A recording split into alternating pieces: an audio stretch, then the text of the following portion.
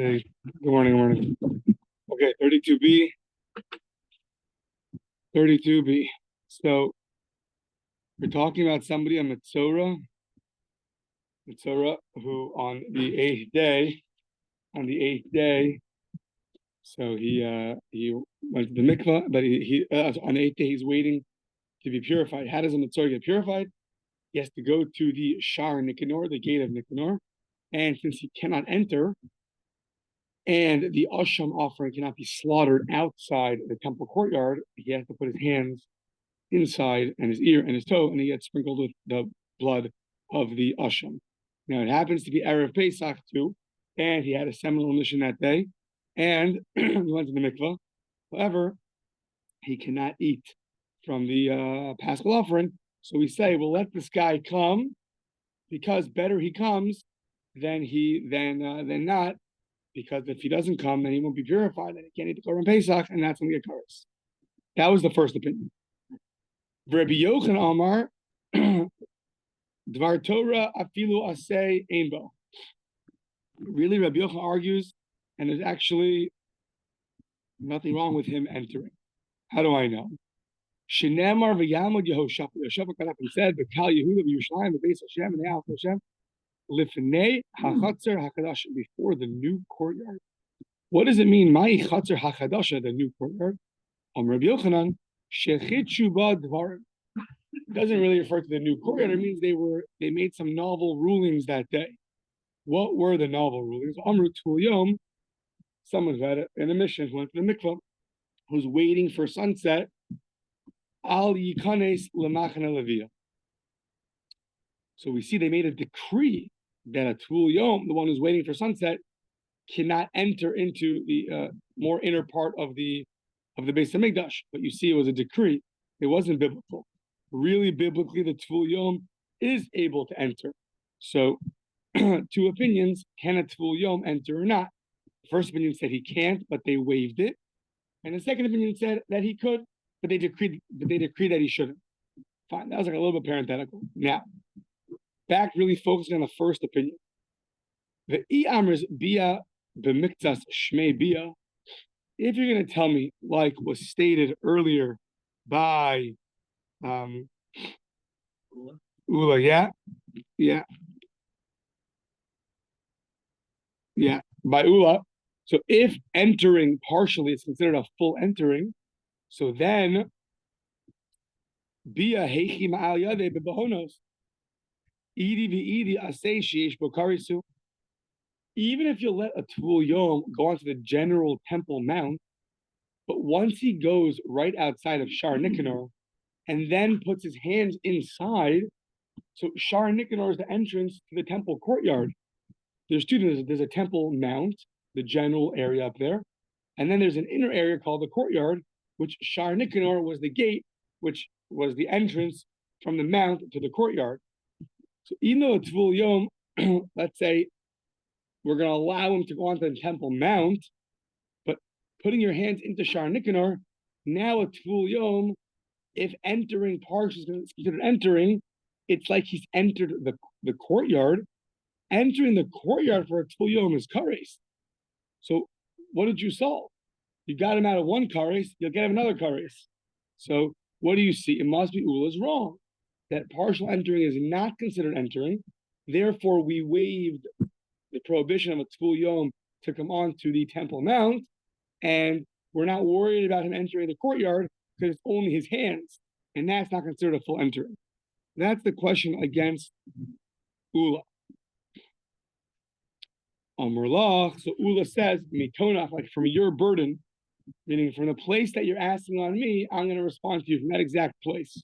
I'm going to throw the burden back on you, so to speak. Shiny Metzora, you're asking me from a Metzora. Well, let's think about it.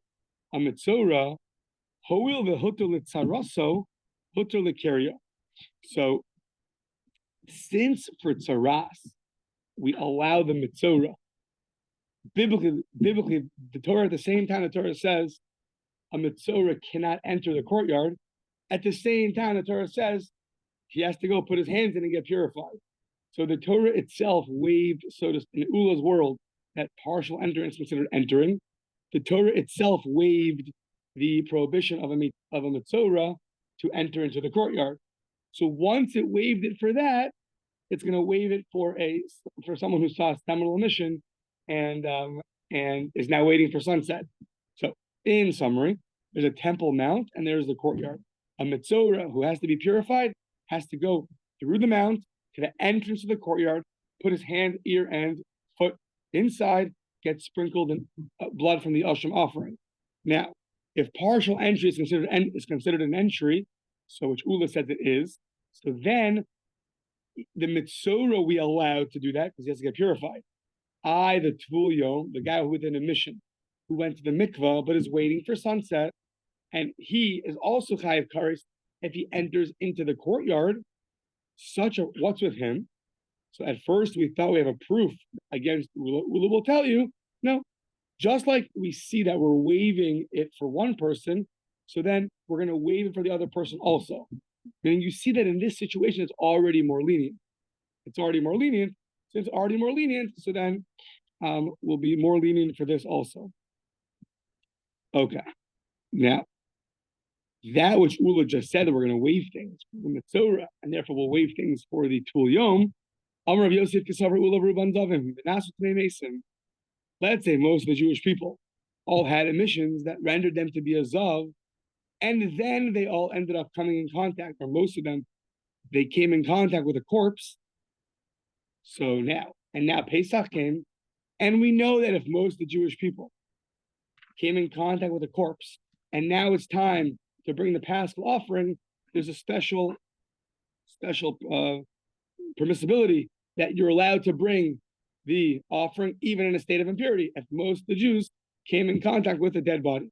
So what happens if you have two states of impurity? Most of them have a status of a zav, they had emissions, and most of them also touch the corpse. Are you going to say the same thing? That just like for a corpse, we're allowed to bring the Pesach offering? So we're gonna for the zav also we're gonna waive that, so to speak, on that prohibition to bring an offering, right? Meaning generally a person who touched a corpse cannot bring an offering. If most Jews touch corpses by Pesach Rishon, by the Paschal offering, they could bring it. It's a pasuk. Now, what happens if they have other things on them also? Not only are they impure from touching a dead body, but they're impure from being zav, from having a status of a zav. So it says Rav Yosef, according to you, Ula, who just once you're waiving one thing, you could waive something else. So you should waive both of the tumas in this case too. So Amarle Abaye.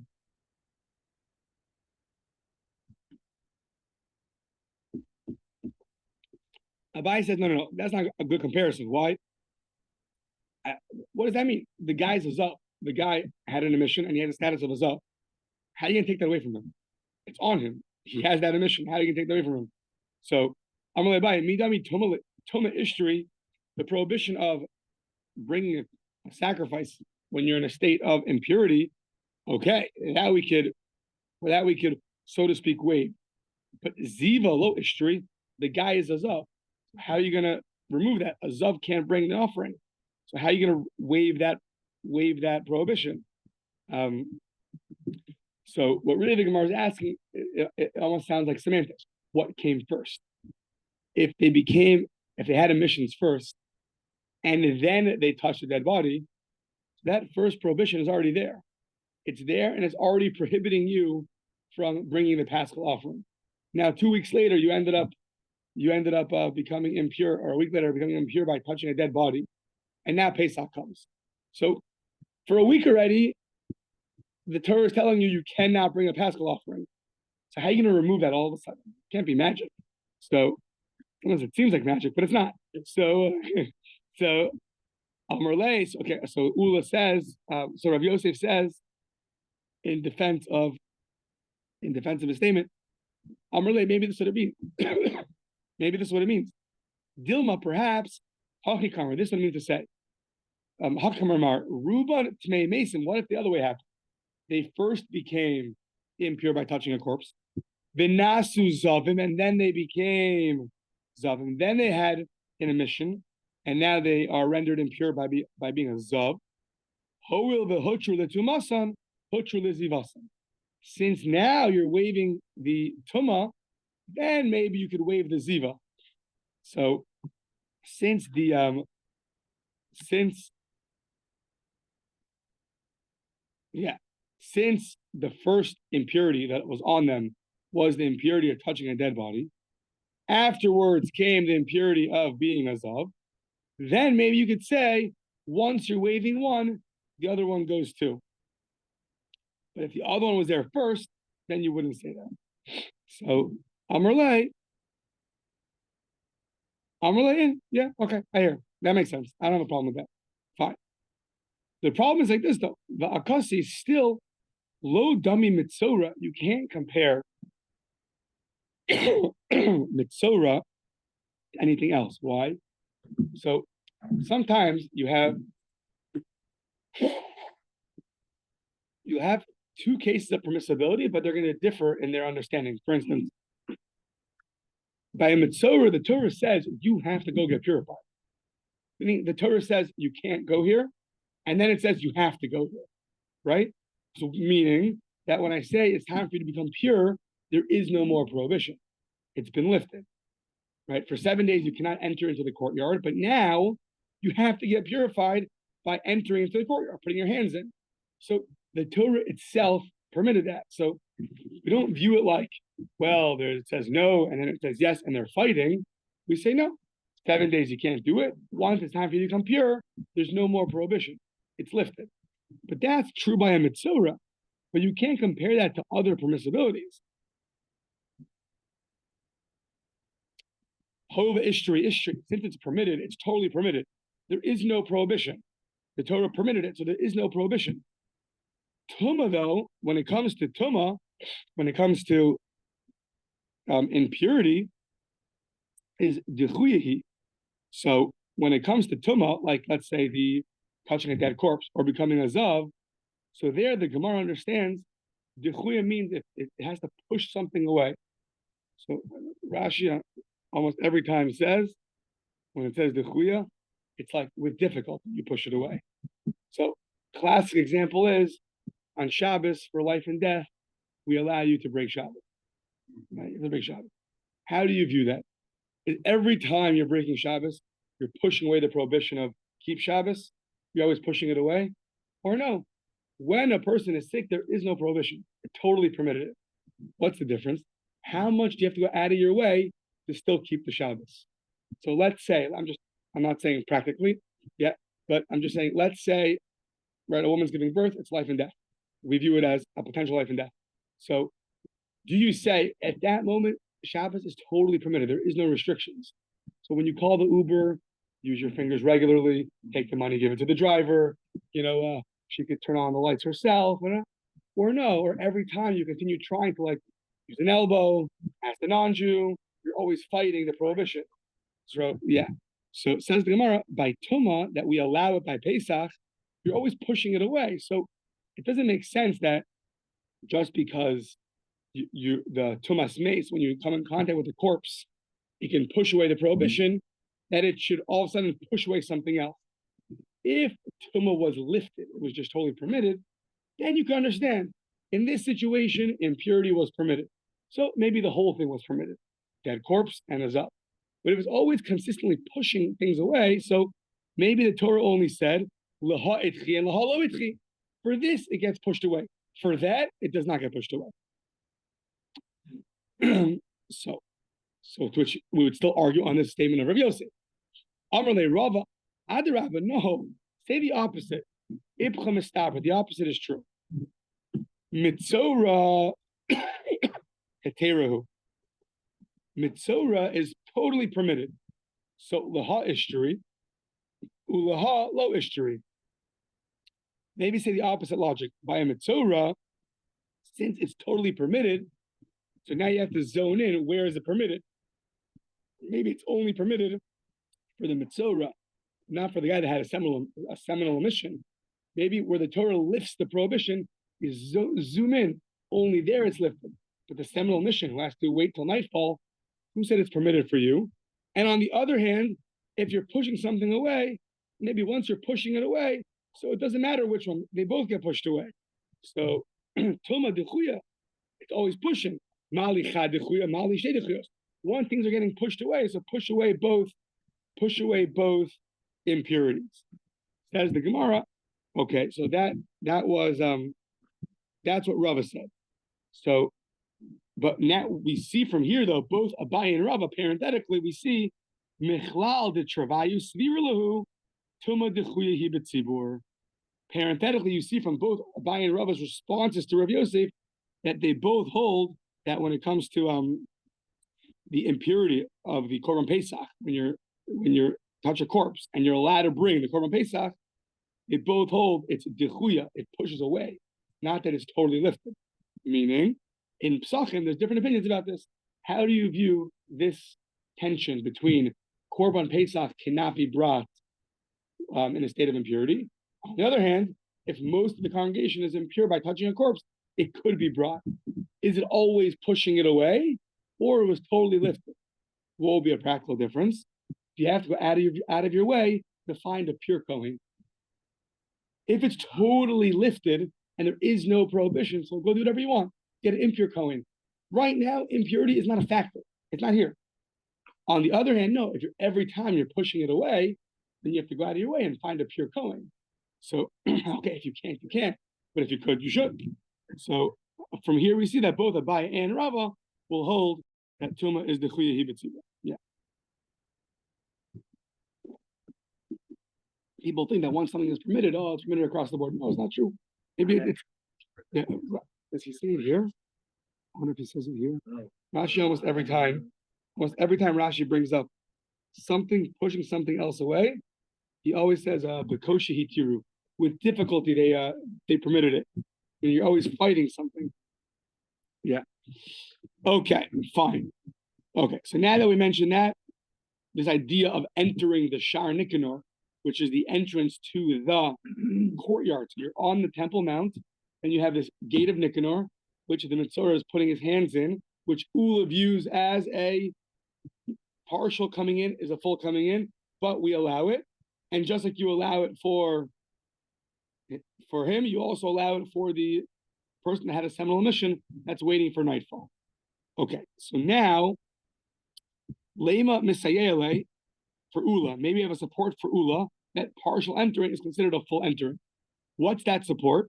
Kol asmicha shayusham korel lehen ani take of asmicha shchita chutz mizu shehaisa b'shar nikanor she'ein mitzora yachol likanes l'sham ad shemazon alav midam chataso umidam ashama.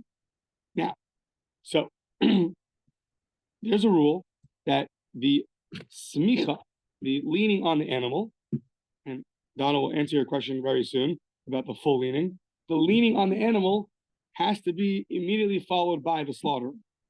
So says the Gemara that the Brisa seems to imply that all leanings are followed by slaughterings, except for this one, because the asham that we need to slaughter to then sprinkle on the Mitzora's fingers and toes and ear, right, can only be done in the temple courtyard, after the Shar Nikanor, that courtyard area.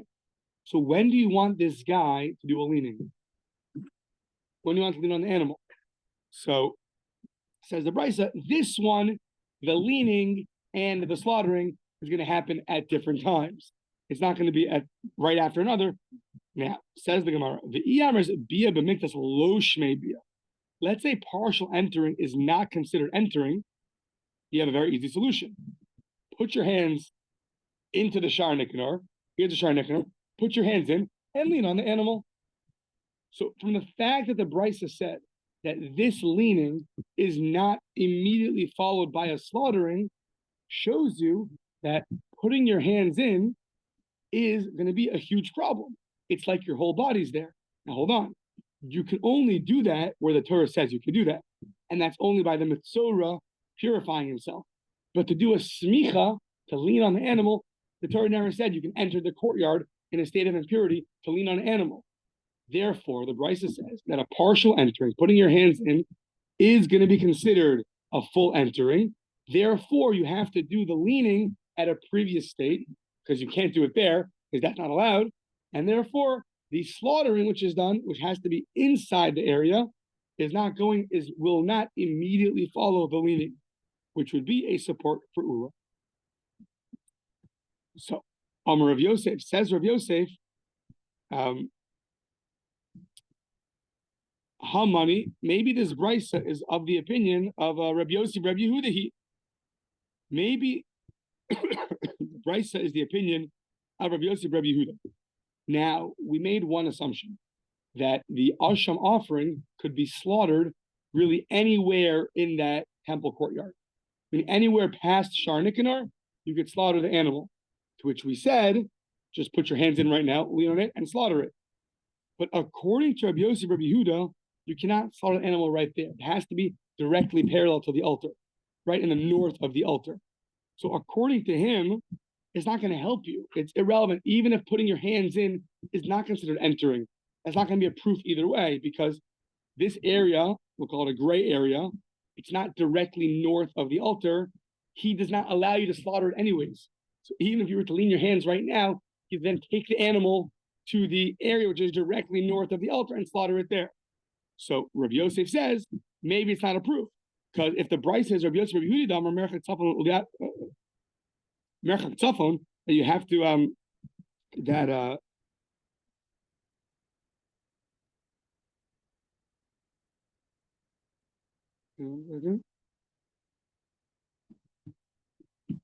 yeah, exactly. According to Rabbi Yehuda, you have to slaughter the animal much further into the courtyard. You can't do it there. So says the Gemara, I have an idea. So right now we're coming from the east, heading towards the west, entering into the temple. So he has another idea.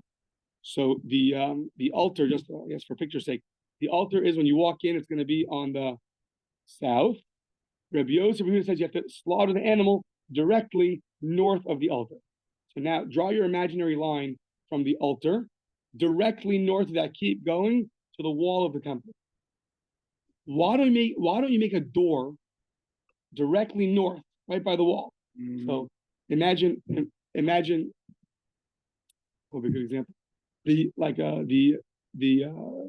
Let's say the bookshelf in the back of the shul over here. It's directly parallel to that is that emergency door, right? So if that's the altar, right, where the Deichman section is the holy altar of the synagogue, so directly parallel to that would be the end of the temple.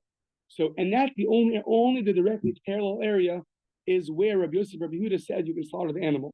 So why don't you make a door over there and partially put your hands in and lean on the animal right there?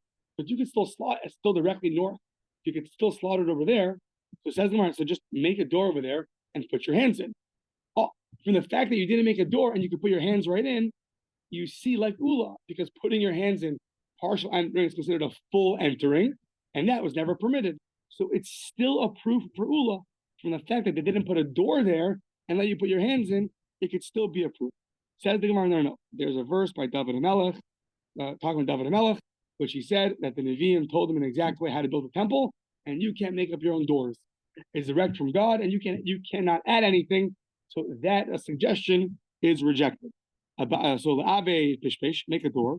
Abaye Rav Amichirvayu, no. Hakol B'chsav Miyad Hashem. Everything is written from the hand of God. So Allah, His skill, called Malakas Tavnis, all the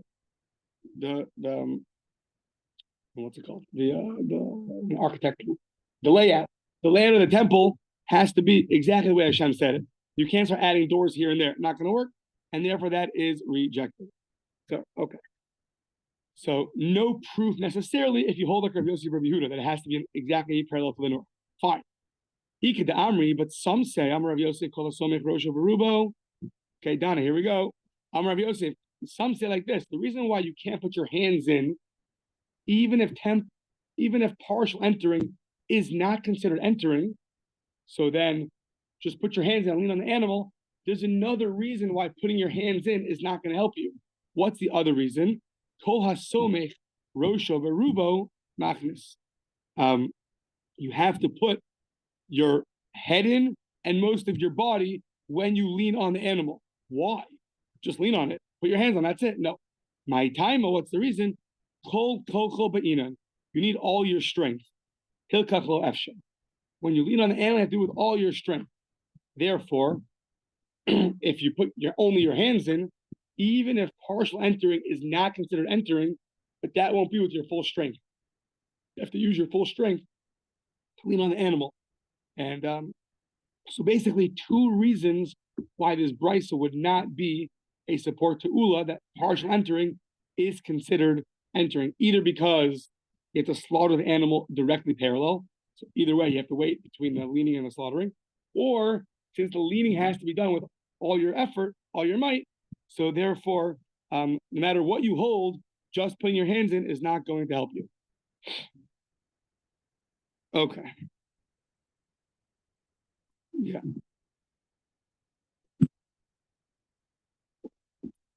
Okay, but this brisa did say something which we're going to ask now. The brisa said all leanings have to be immediately followed by slaughterings, except for this one.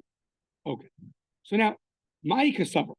What exactly is the reasoning behind this brisa? So, Ika Savar Semichas Osham Mitzora D'Oraisa. If you hold that leaning on the Osham offering of a Mitzora, which we're going to use the blood to sprinkle on you, is biblical, and you hold the Techef L'Smicha Shrita D'Oraisa, meaning, okay, so what do we hold? We have 2 things here. The actual leaning, is that biblical or not, of this offering, and the slaughtering immediately following the leaning, is that biblical by this offering or not? If they're both biblical, so then you just let the guy walk right in. If the Torah tells you you have to lean and you have to immediately follow leaning with the slaughtering, then you have to allow this mitzorah to walk right into the courtyard. Don't put your hands in the sharnikanor. Walk right in, lean on the animal fully, and then walk out.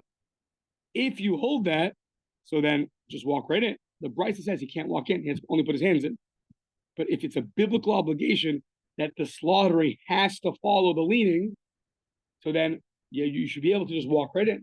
The same way that a mitzorah cannot put his hands into the sharnikanor unless he needs to be atoned for, but the Torah says you have to atone. So therefore, we allow him to put his hands in the sharnikanor. If the Torah wants you to slaughter immediately following the leaning, then just walk right in and do that. But yet the brisa doesn't say that. So we're trying to figure out now, what does this brisa hold? If it held that both these things are biblical, then just walk right in. So yeah. So Leo Belismach. Leo Belismach. The Hedya Derachmana Amhar. If the Torah says slaughter and lean and immediately follow leaning by slaughtering, and even though he generally cannot enter into the temple courtyard, but he has a permissibility. Same way on Shabbos. If you have to break Shabbos, then you go. If you have to go do leaning and slaughtering, then you go. Walk right into the courtyard.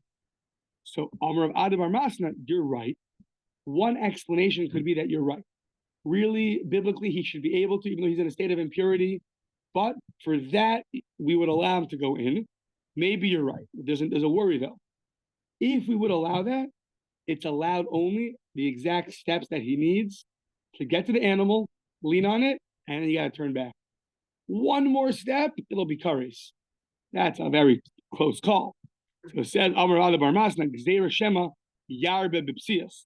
We're worried he's going to take one more step and then still not worth it, right? Make a decree you can't do that, and that's it. So, yeah. Exactly. Ika de Amri, some say like this, Amr of Adabar Masna, no. Break the assumption. We have 2 things here, leaning and immediately following leaning has to be a slaughtering. So, in terms of these 2 things, Smichas Asham Mitzorah D'Oraisa, yes, the leaning of the Asham, you have to lean on it, that is biblical. However, maybe the fact that the Shrita has to immediately follow the Smicha, the Teich of the Shrita, is Lav D'Oraisa. Maybe that part is not biblical, and therefore we don't require you to walk right in, just put your hands in. So,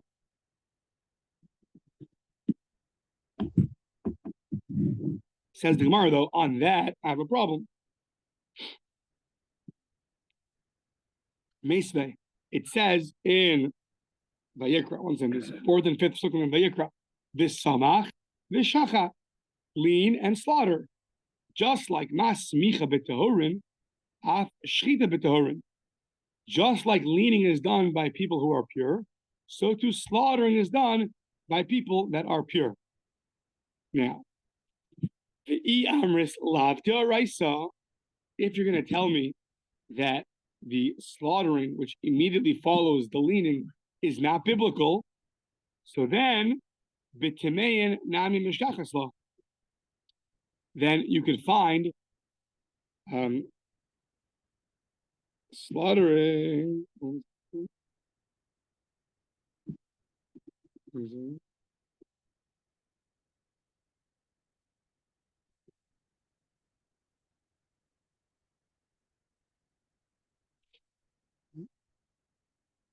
Meaning you could have a person. The Emrys Lav D'Oraisa, if the obligation to follow the leaning and then slaughter the animal is not biblical, so then b'timei nami mishkachasla, meaning the guy could do the smicha. The guy could do the smicha outside the courtyard, and then later on they could slaughter it, no problem. So says the Gemara, El Epach, so flip it. Smichas asham mitzora lav d'oraisa. Really the opposite. Leaning of the asham is not biblical. However, the obligation to slaughter it after the leaning, that would be biblical. And that's what the Brisa meant, that this offering is going to be different. This offering, the leaning is not biblical, but the slaughtering has to immediately follow the leaning, to which the Brisa said, in this case, it's not going to be possible. Walk the animal quickly into the courtyard. Right. Yeah, that's a question. How much time is immediately after? Right. Yeah, that's a good question. Yeah. Okay. Turning the page, Ravina says, okay, we're going way back now. Okay, so Ula, that first statement of Ula, towards the beginning of 32b, Ula said in the name of Reish Lakish that a impure person that puts his hands in gets malchus, and he brings a verse comparing entering to touching, and just like touching a little bit is considered touching, so to entering a little bit is considered entering. That was Ula's statement. On that, we had a question from the Mitzora that we had a question that we had today that that how does right? So Ula said in the name of Reish Lakish that entering a little bit is considered a full entering. To which we asked the question that on Erev Pesach, the Mitzora who had an emission, who now has to go to Shar Nikanor, but if you're a Tvul Yom, if you're a guy waiting for sunset, it's going to be kares for you also. That was our question. So that was our question. So to which Ula answered that just like it's permitted for the Mitzora, it's permitted for the Tvul Yom, for the guy that had an emission. So now another answer to that difficulty is he also Ravina Amar le'inyan Malkus Itmar. That which Ula said in the name of Reish Lakish, that entering partially is considered full entering. That was le'inyan Malkus.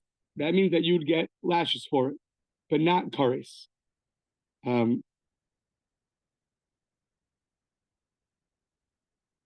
Meaning, Ula said, what was Ula's whole proof? Ula's proof was from Reish Lakish, who quoted a pasuk that compared entering to touching. Just like touching a little bit is considered touching, so to entering partially is considered full entering. The question is, though, what are they compared? Are they compared that they're both warned not to do it, and that's it? Or they're compared in their punishment? Just like touching will get you kares, so to entering will get you kares. Until now, we assume they're compared fully to each other all the way. But Ravina said that no, they're only compared to malchus. They both share that one will get lashes. They're both a negative prohibition, but one will not get kares.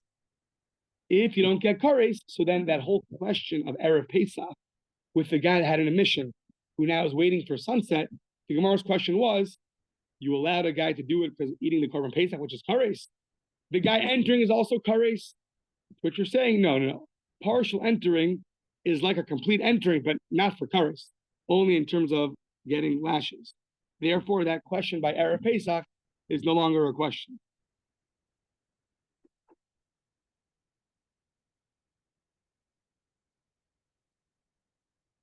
Yeah. Ki asa Ravin, when Ravin came, he said in the name of Amar Rabbi Abahu, Le'inyan Tameh Shenaga B'Kodesh Itmar. A third opinion. Reish Lakish did not learn from that verse that compared touching the sacrifices in a state of impurity. It was compared to entering in a state of impurity. What was it compared for? So, says Rabbi Abahu, it was not talking about entering into the temple. It was just talking about a person touching the Kodesh, meaning, let's see, Itmar. Le'inyan Tameh Shenaga B'Kodesh Itmar. The Itmar, as it says, Tameh Shenaga B'Kodesh, a impure person that touches something of holiness, that's a sacred offering, the meat. Reish Lakish Amar Loka, and Rabbi Yochanan Amar Eino Loka. Their machlokas just is touching something in a state of impurity going to get you malchus or not? That's all it was.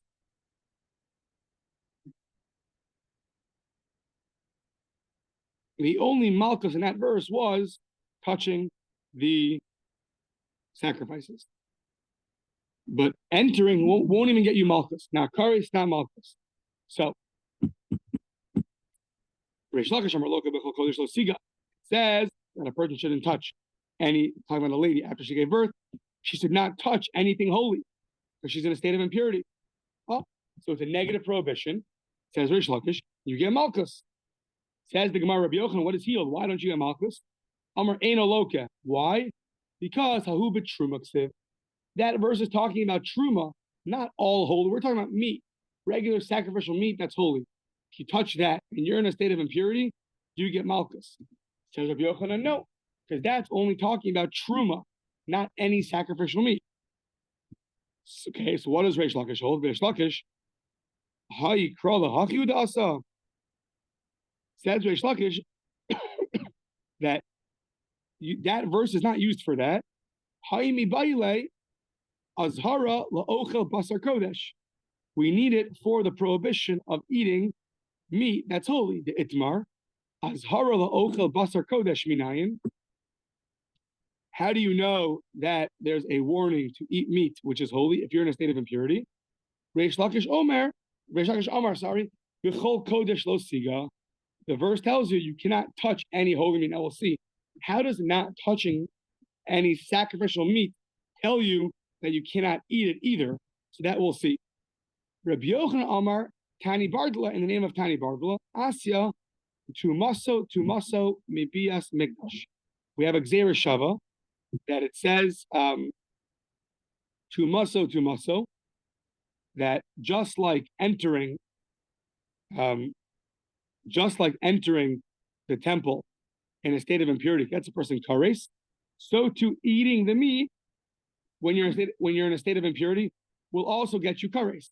So meaning, don't use this verse of do not touch to teach me I cannot eat.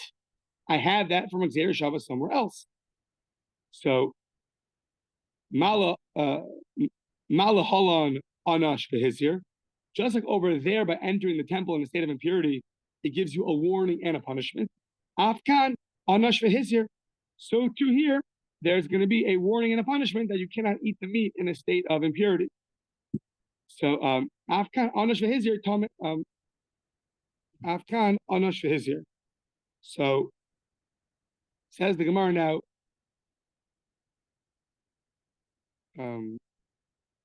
Yeah. So now we're saying that Reish Lakish is going to defend himself, and we'll tell you that over here we're going to learn that even eating the meat is going to be improper. Not from Gzeira Shava, from here. Why? Tameh shenaga b'kodesh mid'afki rachmana b'lashon negia. So from the fact that the Torah.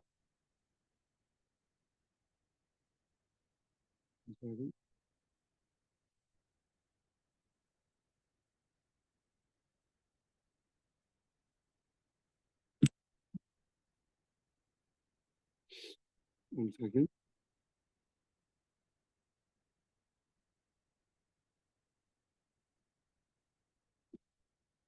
1 second.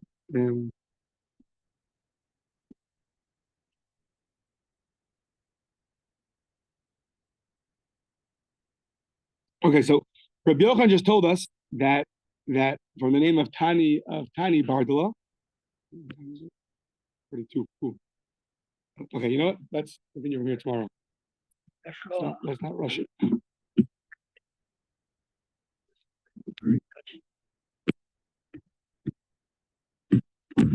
It's tomorrow. Tomorrow's Thursday already. Thursday already.